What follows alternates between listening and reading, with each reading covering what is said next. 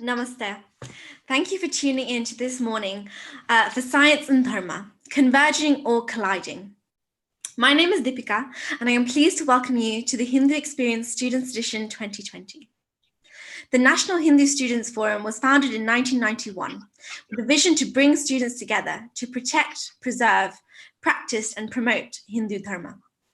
Today, NHSF UK societies across the country keep this vision alive. This conference, the Hindu Experience Students Edition 2020, is a celebration of Hindu identity and how dharmic values can be integrated with everyday life to build a better world. Today, we are here to discuss whether the laws within modern day science and traditions of Hindu Dharma converge or collide. It is an honor to present to you Professor Nawal Prinja. He is a technology director at Jacob Clean Energy Limited, and he's also an advisor to the Ministry of Defense on science and technology. He has a keen interest in Hindu philosophy, and I had actually had the honor of meeting him for the very first time in Sheffield, where he delivered a very amazing talk on this very field of science and dharma. Namaste, Nawal, and welcome to These 2020. If you have any questions you would like to have answered by Nawal, please ask them via the YouTube live chat. And so with that, Nawal, I'd like to kind of open up the discussion and would love to hear more about your story. What has inspired you to learn about science from a young age to actually take it up and now work in the field? Okay, first of all, thank you, Deepika ji, for that kind introduction. And yes, I've been involved with NHSF right from the day it started. Always a pleasure to take part in your activities. My story starts when I was born in Kenya, where my father, my grandparents had gone. And our connection with Hindu Dharma is, I will say, is due to what I was taught right in my childhood by my father and my grandfather, that wherever you are, you must carry your Matribhumi with you in form of the culture. So let me explain that. We were born in Kenya, that's our Janam Bhumi. And now I'm working in UK, so that's my Karam Bhumi. But wherever we go, our Matribhumi goes with us. And it is those values, those culture, that philosophy and the tradition of thought which goes with us.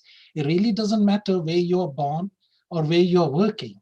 It is what you believe in, the philosophy and the value system. So that is how it started. And I then studied in India at Indian Institute of Technology. Sadly, there the medium of instruction is English.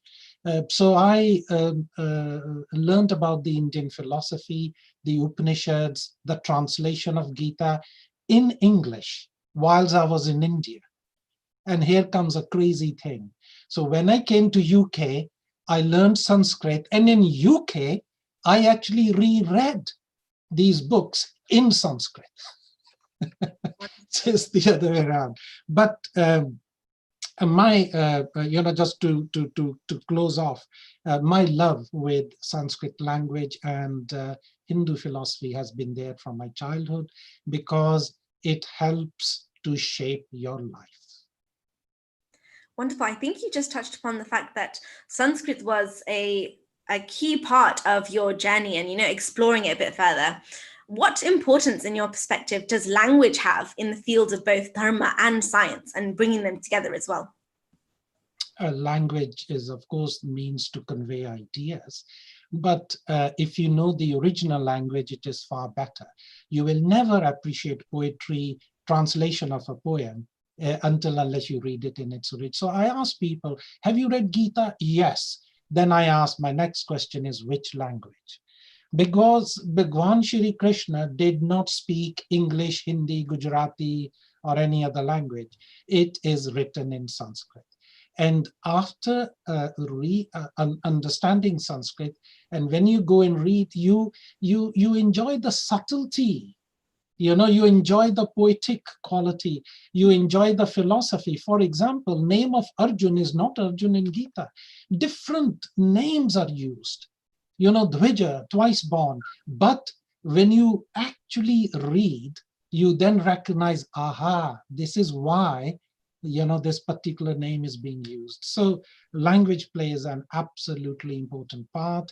But I must, at this point, Deepika ji, also share my biggest complaint about the Indian education system, because I studied at IIT. In India, sadly, the so-called secular education, people who study or know sciences do not study or know Sanskrit. And those who are Sanskrit scholars, like the Pandits and others, they do not know science. There is sadly a big gap that has been created. And the worst thing that could have happened to a country where the very roots of their philosophy, which is expressed in Sanskrit language, have been cut off from them. And so you just touched upon the fact that, how important it is for Sanskrit to be the medium by which we explore dharma, and also to influence what we understand of science. From your journey in your career now as well, and your experiences in your career, how does Sanskrit, but also how does dharma and science come together, and how do you bring those worlds together? Sure. These things are not just books sat on the shelf and you just boast that, oh, I've read Upanishad. They are many practical experiences or applications. I'll just share one quick experience with you. As part of an international company, we have offices in 50 countries, and everyone does their things in their own way. They said, no, let's establish a common way of doing things. So they brought all these technology people from all over the world, and one day we were all sat together. Oh, we do it this way, we use this process, we use this tool, and so on. It was just going on and on and on. And when my turn came, I said, looks like, all of you are doing good job in your own way, but we need to actually create knowledge about your knowledge, data about your data. So let's even decide what is kind of a data we need, and in other words, we called it nowadays metadata, data about data. So over coffee break, one of my friends came and said, that was good. Which management book did you read this concept about metadata or data about data? I said, yeah, you're right. It's not my idea. I actually read it in a book, but that book is 3,000 years old. In Prashna Upanishad, one of the students asked the rishi, I want to know everything, but there are so many Vedas, so many Upanishads, so many Shastras, it will take me lifetime. Yeah, give me that by knowing which everything is known. Give me the knowledge about knowledge. You see how philosophy can shape your thinking. And it was that which came to my head, knowledge about knowledge. So these are just small things, little things. And of course, Vedic mathematics. So please don't get me started on it. I'll take all of it. Maybe for a later discussion in our country. You touched upon, I think, data and metadata.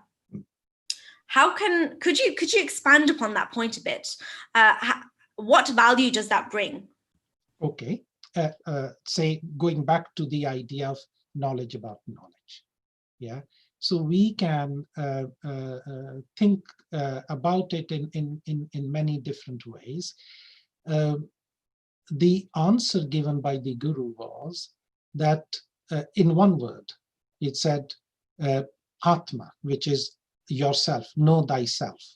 So let me just explain. Physics, chemistry, mathematics, astronomy, all these bits of knowledge are lower knowledge, knowledge about the physical world, because it's changing. In our philosophy, in our Upanishad, they then say that the true knowledge is the knowledge about something which is not changing. Yeah, that is why Hinduism is very much a spiritual tradition. We of course pay attention to the physicality, phenomenal world, but we say that this is just changing. This is all transition.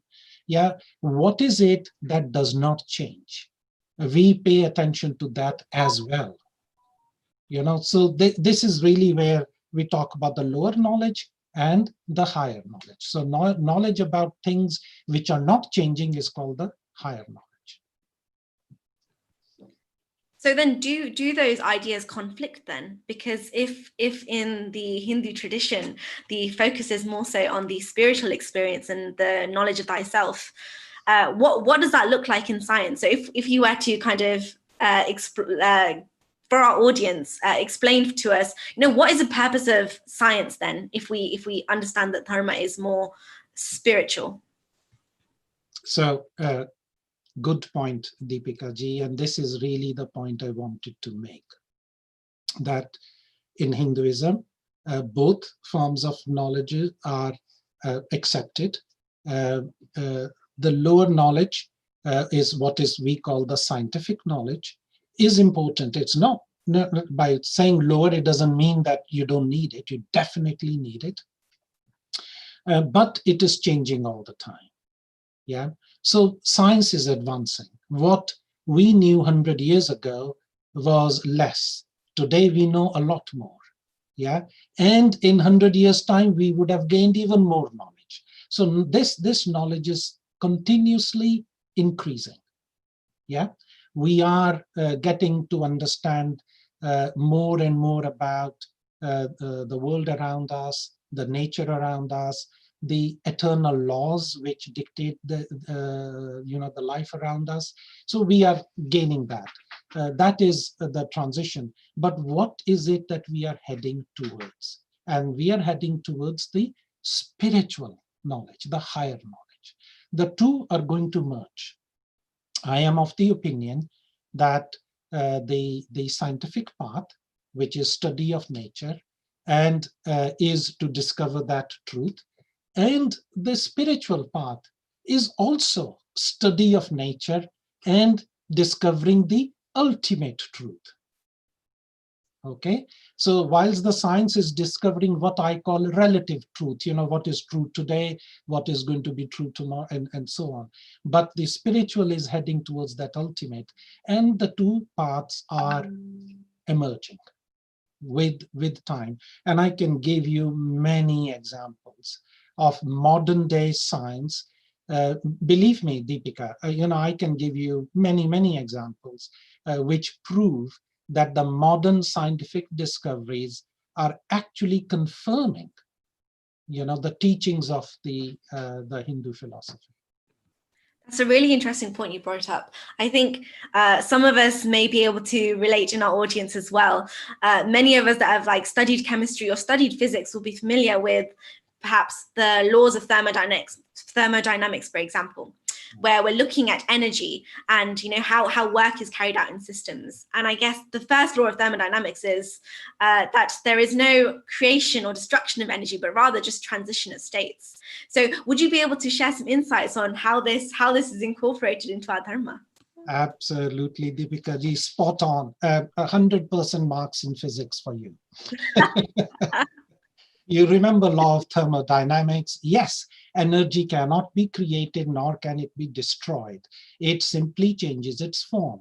And every time it changes its form, it loses, because of inefficiency. That is what is called entropy. So entropy keeps increasing because of the loss, all that Well done. Now, how does it relate with spirituality? In our Hindu philosophy, we believe that life is action. If there is no action, there's no life. So if life is action, to do the action, any physicist or engineer will tell you it's energy, motion over time. So this life energy, what is it?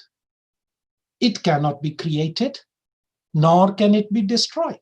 Your law of thermodynamics, right? So it is constant. And that is precisely what is said in our Hindu philosophy, that the core of you, this life energy in you, we call it Atma. Roughly translated in English, the soul. Yeah, it's immortal. In Gita, it says, Nanam chidanti shastrani, nanam dahti pavakaha. Na chakledyanti apa, na shoshyati marutaha. That no weapon can cut it, no fire can burn it, no water can drown it, no air can dry it. Yeah, it's beyond all this. It is eternal. Yeah, because it is energy. It is life energy. That is the spiritual aspect. So I plead to all students listening that if you believe in science, if you believe in law of thermodynamics, by the way, us technologists and engineers and scientists, when people come up with new discoveries, to make it valid, first thing we check is, does it obey the law of thermodynamics? If it does, fine, we will now accept it. So the same thing, if you believe in it, then you have no choice but to believe in the philosophy of Hindus, because life energy is also constant. Nobody can create it, nobody can destroy it. It simply changes its form in accordance with law of Dharma. I think that's another note for anybody watching right now to, if you have any questions for Navalkantji where you would like to challenge him, please do share. And I think with that, we will move on to our question and answer segment of our discussion. And so our first question is, how do we reconcile the genuine scientific methods and approach of darshana with the pseudoscience some Hindus try to market today? Okay, I also do not like the so-called pseudoscientists, and neither do I like the pseudo-secularists. Our job, as I'm a scientist as well, is to discover the truth, analytical analysis, and believe in it. The job of philosophy is the same: discover the truth. Okay, I can give one example. When they were celebrating Charles Darwin's 175th anniversary, I think, they invited interfaith leaders. So there were different religious people. They were all asked, please remember, Charles Darwin had tough time with religion. Okay, but truth was there. He was a scientist. And so in the West, very many scientists have actually had a tough time with religion. So when I stood up, I very proudly said that in my Hindu faith tradition, if a scientist discovers a truth, we actually call them rishi. They are the seers.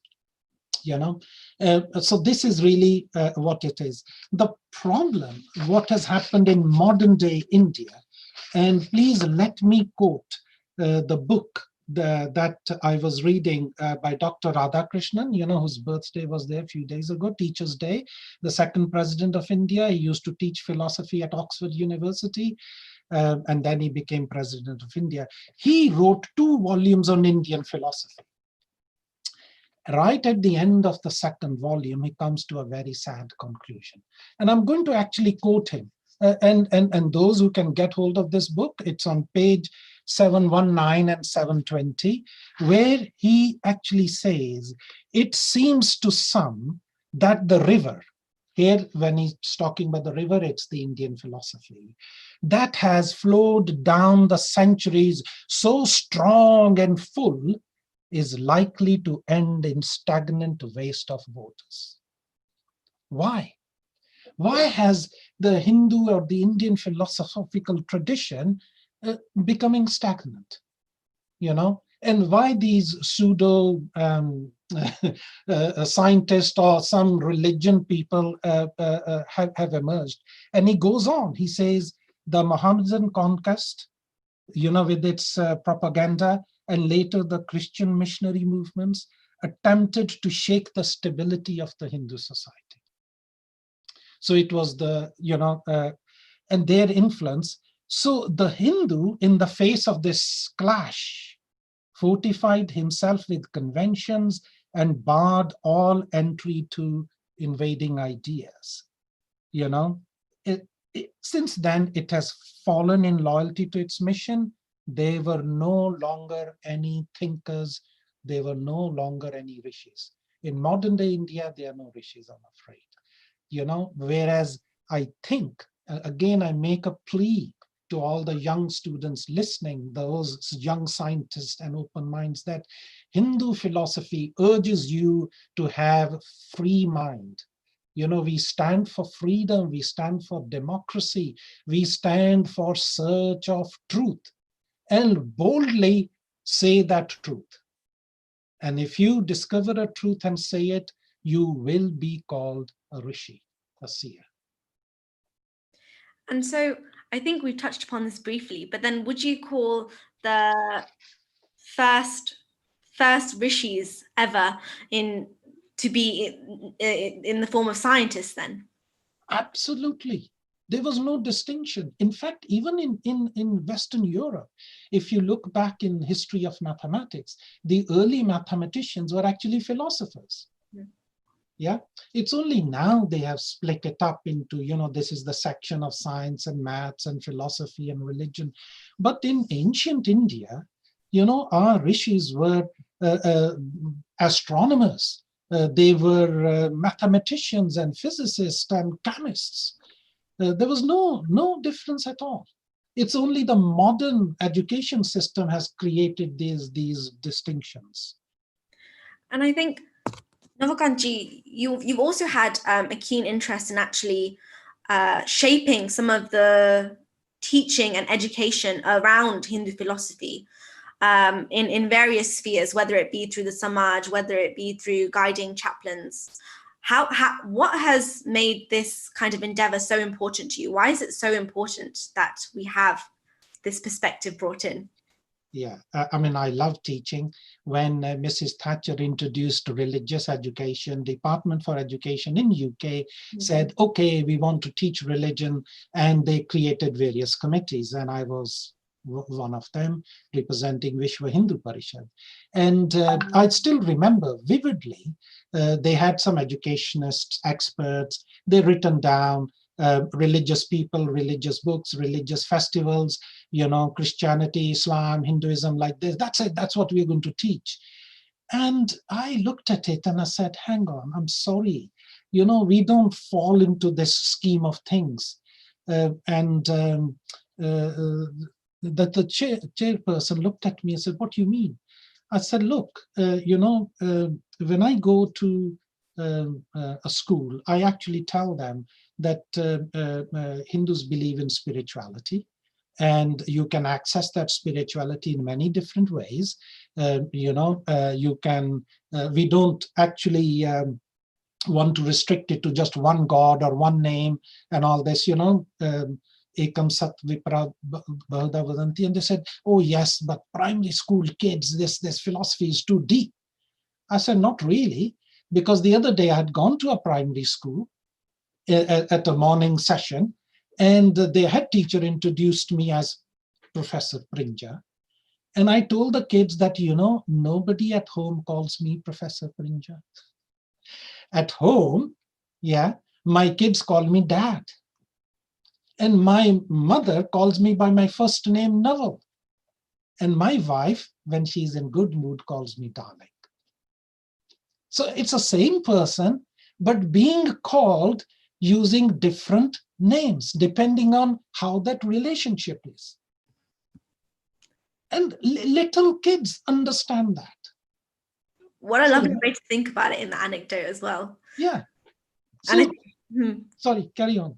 I was just going to say, we have a lovely question actually that will follow on nicely from this discussion we're having. And it's, if science and dharma are so intertwined, should we change the way Hinduism, in quotation marks, is taught in schools? Absolutely. You know, it is not a religion. I must strongly object, even the use of the word Hinduism. It is not even an ism, but okay, for sake of language, we can. It is a dharma. It is actually a system of philosophy which is aimed at discovering of the truth. It is as scientific as it can be. It is logical. It is open. It is dynamic. It is not tied to history. It is not bound by one single book. It was not founded by one single person. It has deep history of discovery. It has fundamental principles, but it is continuously applying those principles to, find more and more and more. That is the shape and form of Hindu Dharma that should be taught.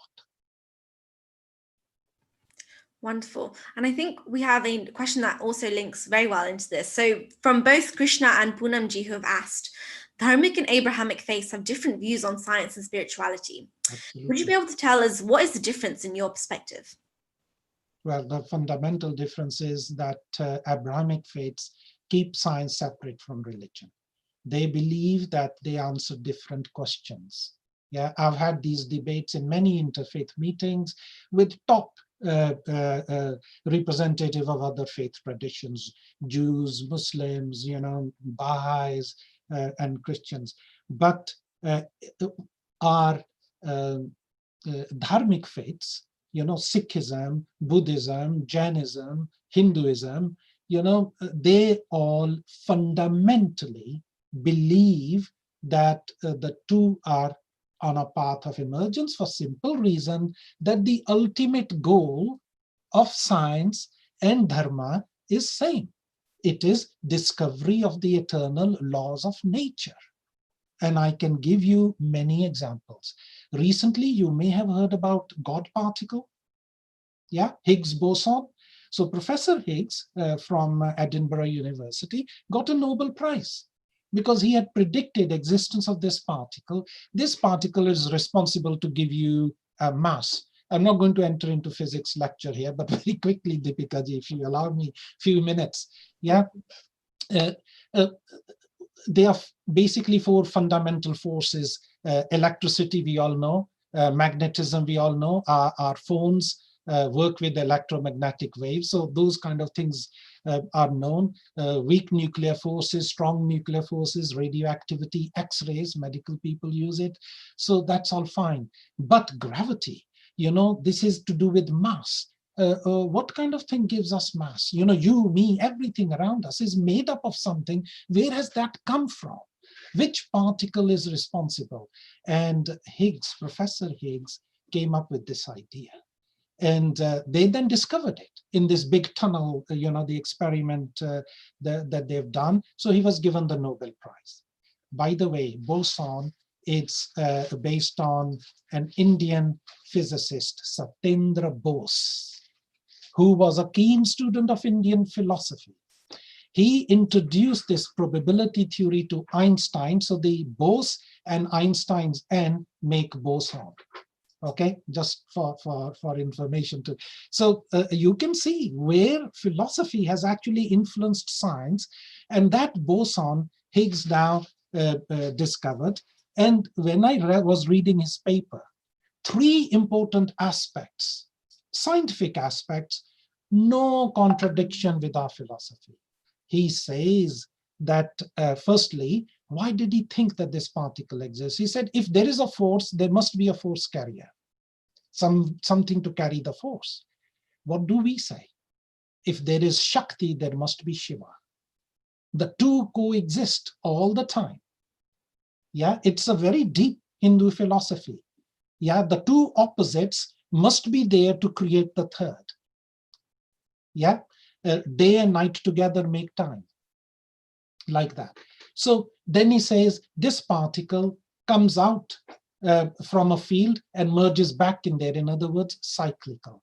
That is exactly is our philosophy. We call it samsara. Samsara means cyclic creation.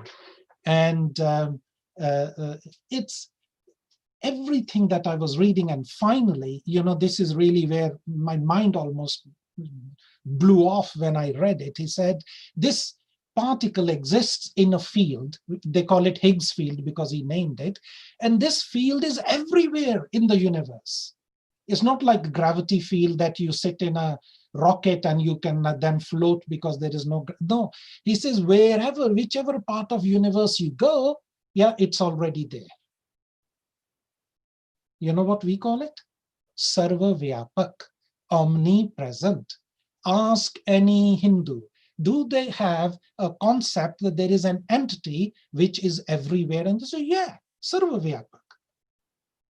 You see how they were concepts in physics, in this Nobel Prize winning paper, which were not contradicting any of the concepts we hold dear. I can actually go on, Deepika ji. I mean, only a few months ago, they did this massive international experiment where they discovered gravitational waves. Mm. Yeah, again, very quickly, Einstein said that gravity is created because space warps. But space warping, space is not a physical thing. It is not a physical element. So this concept was not agreed by modern scientists for 100 years. Yeah, that space is not a physical entity.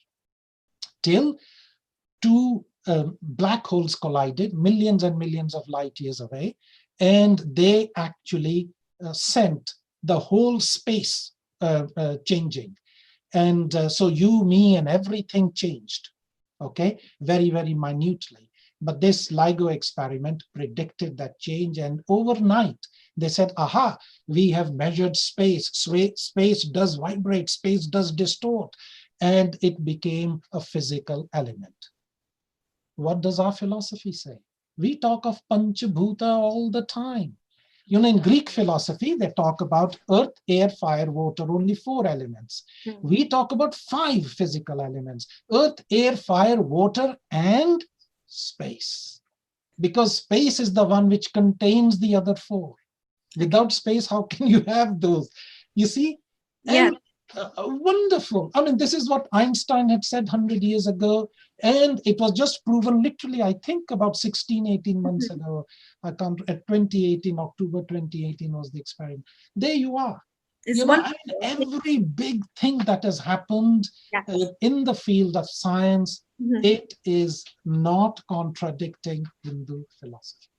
I think you've given all of us watchers and viewers some very good examples to actually grapple with and actually see where that kind of connection is so directly intertwined. But we are going to have to move on to our last question. Sure.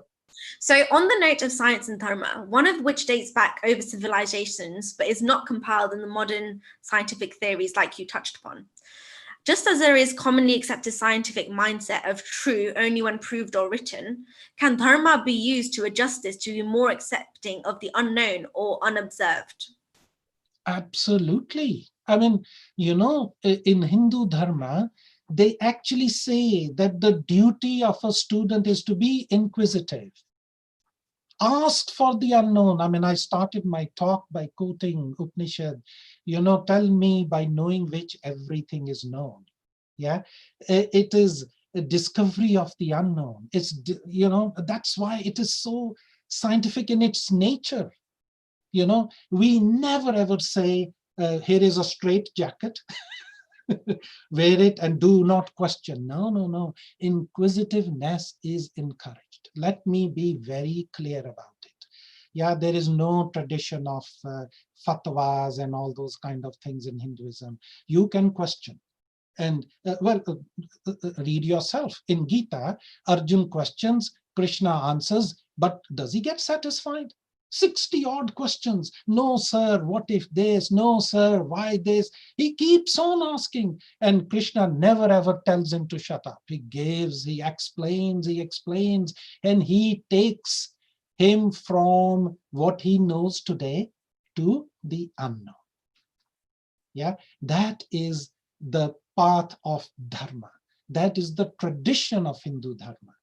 And I therefore once again appeal that this tradition is scientific, it is logical, you know, it's freedom of thought. And I appeal to all the youngsters not to tie themselves down in a narrow definition of religion. They should look at the wider definition of dharma and, you know, follow that. That is really, and that tradition is scientific. So if you have a scientific mind, you are a Hindu already.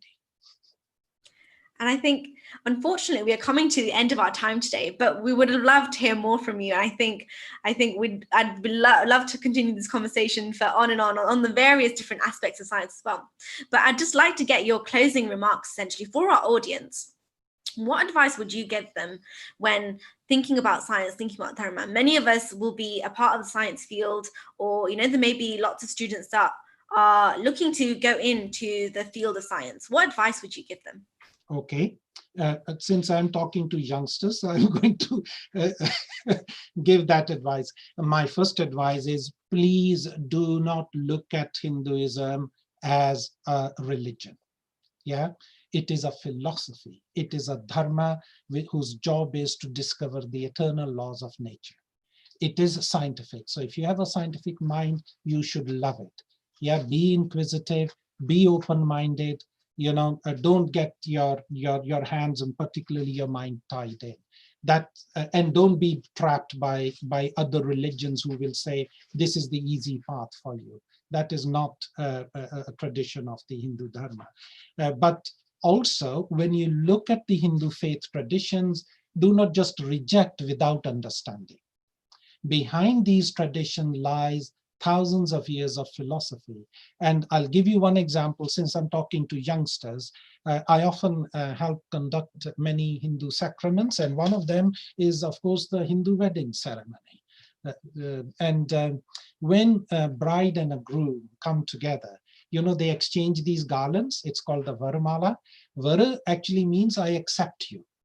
Yeah, and they do so in public, in front of everyone. And then there is the beautiful, most beautiful prayer which is recited at that time, which is also very romantic. Yeah, they say to all the learned people here, yeah, we are accepting each other willingly, vara, and hence mala is garland, varamala. Yeah, and let us pray that our hearts be united like the waters of two rivers. You see the beauty of that poem, the romantic thought, but at the same time, such a deep philosophical thought that it is a union, yeah, of the two souls. That ultimate we were talking about beginning, you know, that life force we were talking about, that spiritual. We are not talking about just the physical relationship. That, of course, is important, but that is not the all of it. Yeah, we are not just talking about emotional relationship, you know, love, pyar, mohabbat, like the kind you see in Bollywood. Yeah, we are talking about a spiritual relationship. And that is the beauty hidden behind our tradition, our culture, our philosophy. It's not just physical, it is not just emotional. There is a deep spiritual message behind it, which takes you to that ultimate truth. And what a wonderful way to put it as well. You talking about the process of Varamala and how those rivers come together, and how it's a stark contrast between essentially something you mentioned earlier in the Indian philosophy. You said that actually we come to a stagnation, but rather this is something that's so beautiful, where the concept of something eternal is present in our customs and our traditions as well. Yes. And so I think we just want to remind everyone that actually we have more sessions available to everyone today on Dharma and Identity later on YouTube Live as well. So please do keep an eye on this. And I would like to take this opportunity to thank Nawal Kanji for joining us today to discuss the relationship between science and Dharma, and hope that you all enjoyed the session. As I mentioned at the start of the session, this is just one session hosted by us at the Hindu Experience Students Edition, and we have much more to look forward to on a similar vein to topics like we had today, and we can continue the discussion even further. So be sure to visit our panels, our workshops and spotlight conversations, and visit nhsef.org.uk at these 2020 to find out all the details to join us throughout the weekend. Pranam and namaste.